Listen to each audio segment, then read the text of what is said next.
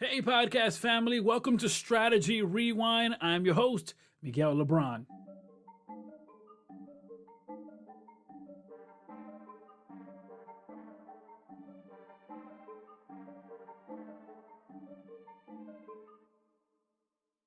The biggest question we have to answer is how do goal-oriented people accomplish their breakthrough moment? And that is exactly what Strategy Rewind focuses on. Stick around as we jump into tactics and strategy to help you have a breakthrough moment.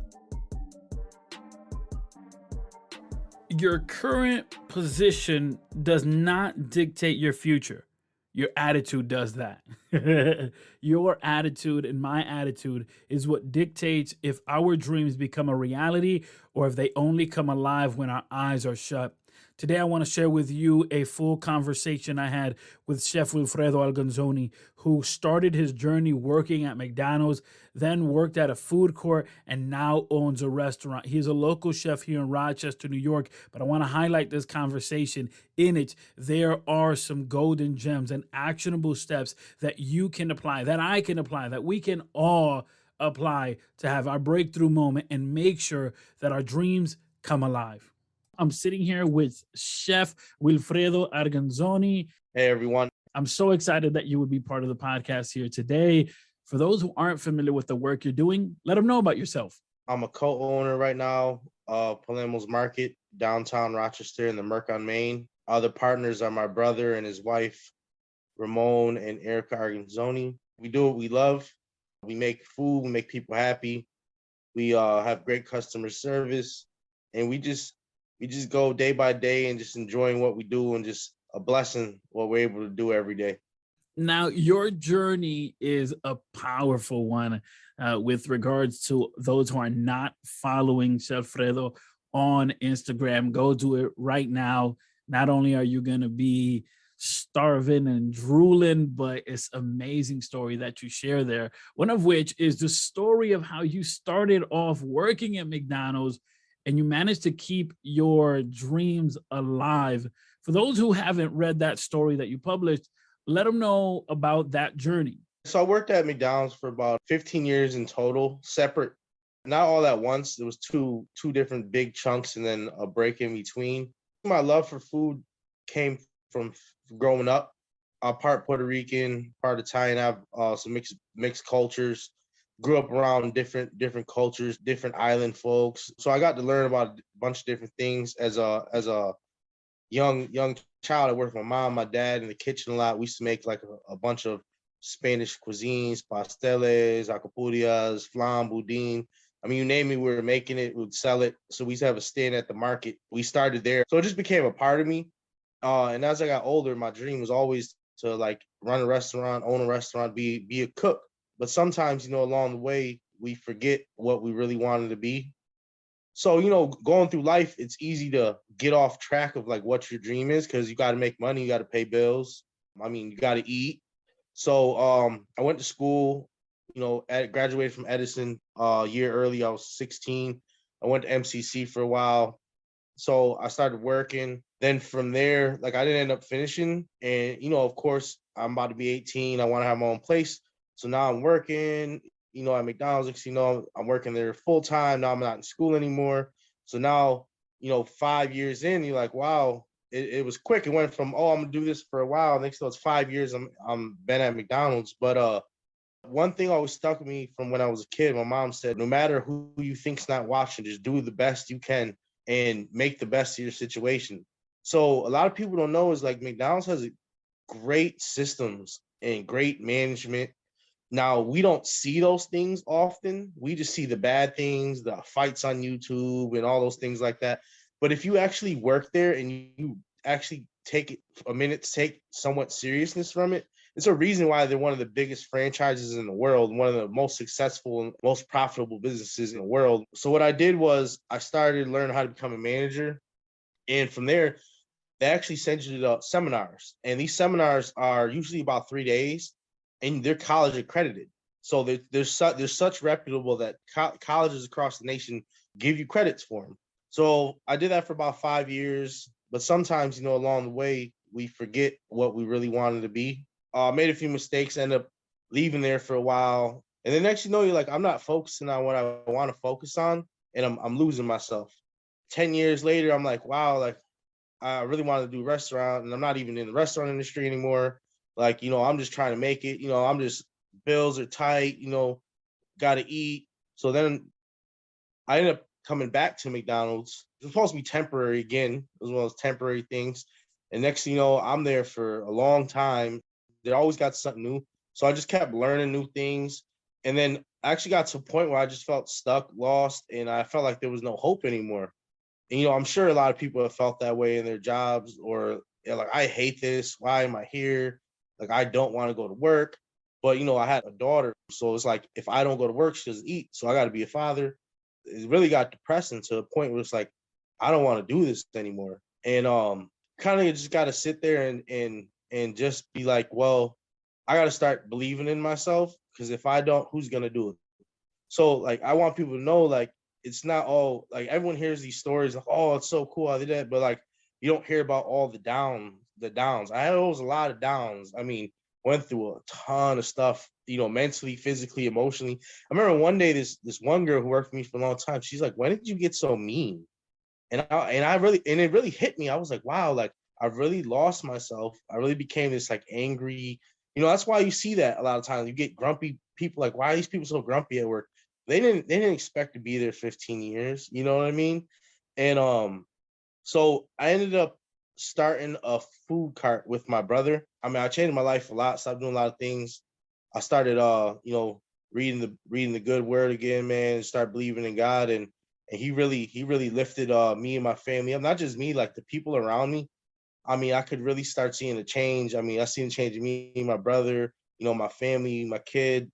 And so we just went from there. I mean, we got together, started a food cart. We used to be on Goodman and Gray Street. I was with my other brother and his girlfriend at the time. I mean, we started making like homemade sausage, burgers, things of that nature. About 15 years prior to this, my brother was working at Palermo's meat and food market on Culver and Norton, and my father was the head butcher there as well. So the trade of butchery is in the family, and we were able to resurrect some of those amazing products that we used to make and serve it to people on the street. And people were just blown away that like they were getting this like essentially gourmet meat on a corner. I mean, we started making a burger out of ribeyes. So people were just like, I'm getting a ribeye burger on a street on a corner. Chef, as you think back to that moment with the food court, is there a particular lesson that really stands out to you from that particular moment? Now I think back to it, we would have so many people getting together there that you would never think would be sitting side by side. We had like ex judges from Hilton sitting at this little rinky dink table with holes in it. You know what I mean? And the dude next to him would be a big time drug dealer or something. And I don't judge anyone. I made some mistakes in my life, had a couple criminal incidents in my life as well. So that hindered me a lot. But especially in the inner city, I want people to know like you can make those mistakes, and there's still ways to be successful and still ways to turn your life around. And I think that's what's really a most important thing about what we do is we realize too, like all the mistakes we made, like or the bridges we burned, they can be repaired. Food really brings people together, and you get someone to sit down to eat something good, it makes you feel happy. And the next thing you know, you're having a conversation with someone, and you're like, wait, on the news they paint these guys as like savages, or they paint me as some elitist judge or something, for example. And next thing you know, you guys are laughing and having fun. And then when you leave, you're like, well, maybe the world isn't so bad. And the crazy thing about it is we started that right when COVID started. I remember because we were the last, literally last restaurant, last any food thing to get certified for like 6 months. They were like, you guys just get squeaked in because we weren't going to do any more of these. Everyone's doing COVID. The county health inspector was like, oh yeah, this is all going to blow over in about 14 days. Don't worry about it. Fast forward 2 years later, we're all like, wow, this has been nuts. But there was a lot of positivity that came from that. Chef, talk a little bit about the challenges you may have faced during that time period with the pandemic just initiating. I mean, there was a lot of obstacles. So again, like this is part of the story a lot of people don't hear about. It's like, yeah, we didn't know 2 years ago that hot dog cart would turn into what we're in now.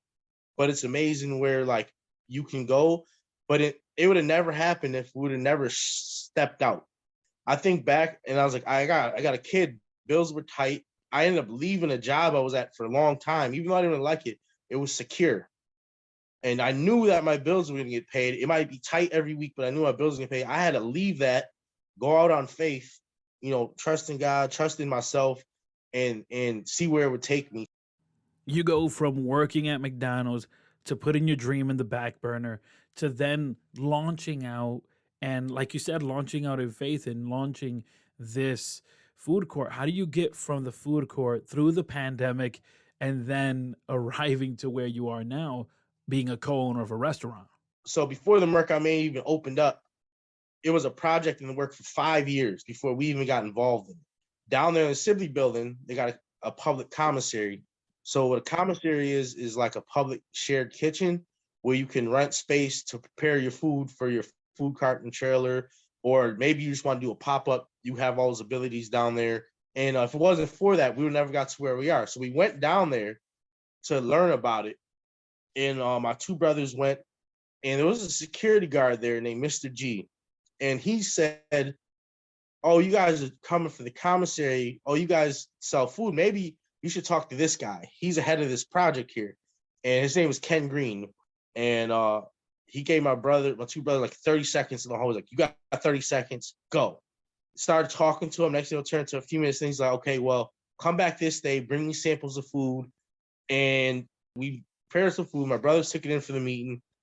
They were blown away by the quality of our food because we do everything from scratch, which is nowadays is almost unheard of. For one, food is really expensive, and two, it's really hard to get people that know how to not only butcher meat but turn it into sausage or season or do all those things. We ended up getting an offer to join the project. Again, this is COVID starting to peak. Chef, it's one thing for you guys to branch out and say, we're going to start a food cart. And obviously, I mean, it takes, as you mentioned, it takes moving in faith and believing in yourself, your skills, etc. But now you guys, in the middle of this pandemic, make the decision to start a restaurant. I mean, people must have thought you were crazy to even try to do it under those circumstances. Talk a little bit about the challenges or maybe even support that you found at that moment. So COVID started to peak the first time around this time, and everyone told us don't do it. I mean, I get it why people were telling us that, but again, we had to take a leap of faith because downtown Rochester was dying. If you're from Rochester, I mean, we had Midtown down there. We had now they were all gone. The bus stops are gone.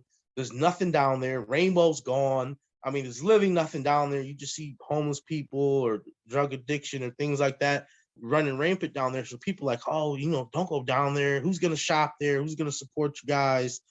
But we were a little nervous at first, but again, we stepped out on faith and we ended up opening up. I mean, overwhelming support when we first opened. It was, I mean, unbelievable. The amount of numbers we were doing our first month open, like people were just blown away. I mean, we were blessed. But again, we had to step out on faith because we were listening to everyone that says don't do it. And it wasn't just like anybody just saying that. No, these are like owners of businesses. These are like influential people telling us, you guys are psychopaths for doing that. Don't go down there. Lawyers saying, I'm telling you as your lawyer, don't go down there, and things like that. So it's like you got to go against people who are quote unquote professionals. And here we are, lowly hot dog cart, McDonald worker, you know what I'm saying? Nobody. And we're trying to start this business in the middle of a pandemic in downtown Rochester, which is quote unquote dying. But just in the time from when we opened to now, it's a big change down there. It was great to have events across from our business. Not only that, in the center of our city, because for our city to ever be successful or grow, we need to have an infrastructure downtown which survives. That's why big cities are thriving. New York City, places like that. Their downtown sector needs to have people, business, and things to do. So the whole downtown's been really on a big, big uptick. I mean, there's plenty of housing down there now. They also learned that they need to take these buildings that were empty You're like, well, let's do something with them. Let's turn them into incubators. So there's science incubators, technology incubators. We're the food incubator. So in the city building, we do the food. So starting to see all these things pop up around us, all these new businesses pop up around us. And it's really cool, man. Like, it's really cool to see these things, especially for me. Like, I always believed in our city as a young kid, and other people like, oh, it's just dying, it's just dying. Well, someone has to do it. Someone has to start saying, let's put our foot in the ground right here. Let's draw the line, and this is where we're gonna make a change. Chef, most often individuals will have a dream, they'll have a goal of something they want to accomplish. They face adversity, but they seem to lose that motivation. Talk about that motivation, that anchor that kept you going. So again, like I said, that original step out on faith went from a hot dog cart to a restaurant, now to two restaurants inside the Mercantile on Main called Gusta. Not only that, working with my family, being my own boss, finally being able to reap rewards that I felt I was deserving of for a long time. Whereas in a when you're working for other people, you're usually not going to get what you feel you deserve. And, I'm not just saying like I deserve things because people have an entitlement. I know I worked harder than everyone else around me. And it's not to toot my own horn. It just the way I was raised. My mom grew up on a farm. My dad grew up on a farm. They had to work hard. It's like an old school hard work. It's just how we were taught. So We know that hard work is super important, but we also know that hard work isn't all of the equation. What would you say to that individual who's struggling right now to keep their dream alive, but they're working, chef? They're doing what they got to do. What word of encouragement, what could you tell that person to stay going forward? you have to work hard in the right way. I was working hard for a long time and it wasn't getting nowhere. I had to learn how to work hard, but for the right direction. That's the problem with people. They have a dream. They're like, I know I can see Z. I'm at A.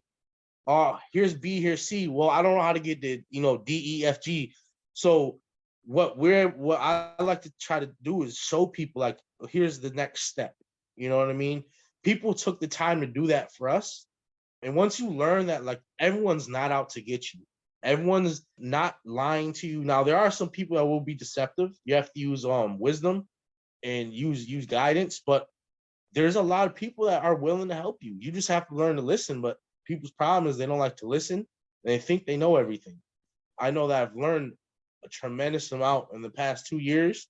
I mean, this is what I tell people. It's amazing that some days I've sat down at a table with people who make way less than me and people that make more in a week than I probably ever make in my life. But it's amazing that we can all sit at a table downtown and have these conversations and just have a conversation. You mentioned earlier that when you were working at McDonald's, you went through those training programs and you were a manager and you were, right, you were leading a team. Now that you're in the position that you are, how much of that plays a factor, or those lessons you learned, how much of that play a factor today? And believe it or not, man, like most of those skills I learned there, I'm actually implementing now. I'm using my advertising, my like my forecasting with our sales, inventory, breaking down prices, just learning like little things like that over the years at McDonald's. All those things are useful to me now. And I think about it some days, I was like, this is why I had to go through that. I know everyone doesn't believe in God. I do. And I tell you this, you might feel he forgot about you. You might feel like he betrayed you or why you're in this position. You got to go through things to appreciate what he's going to give you. And I went through things for 15 years, hard struggles. I had a lot of fun too, but I mean, some hard times, man. But now I look back and those hard times don't seem like anything because it was all worth it. If I was to close tomorrow, it would be all worth it. You mentioned that journey from, being at McDonald's and walking away, but coming back, and that feeling that oftentimes we feel like I got to punch in, I have to go in because there's no other option. But you also mentioned of just keeping that faith alive and keeping that hope alive and maintaining that dream, amongst so many other gems that you've dropped here on what you're saying. But for those who are listening, who are saying, man, I'm in the same boat right now. I'm in the thick of it. I'm in the mud. How do I get out? What are some actionable steps we can give to those individuals who right now maybe it seems dark for them and they're not seeing their dream as a possibility? Like you said, they see A, B, but Z seems too far away. Just to quote Ken Green, this is one of the first things he ever told me when we met. He said, "Don't put off till tomorrow what you can do today."